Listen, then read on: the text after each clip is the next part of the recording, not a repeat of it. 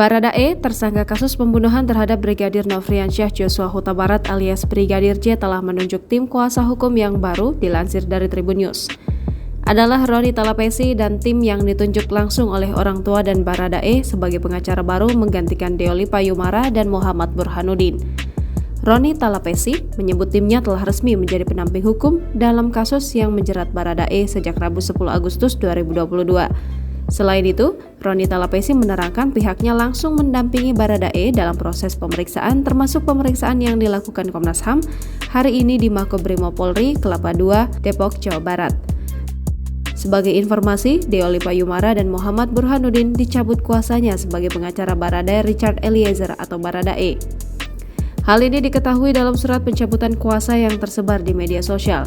Pencabutan surat kuasa tersebut berupa foto surat pencabutan yang ditandatangani Baradae dan ditandatangani di atas materai.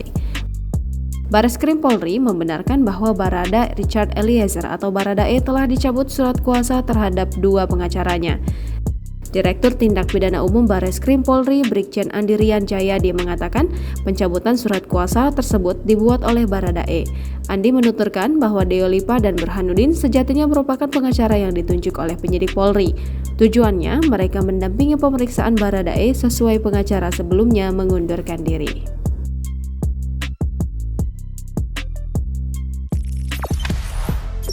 Jangan lupa subscribe, share, komen, dan like ya.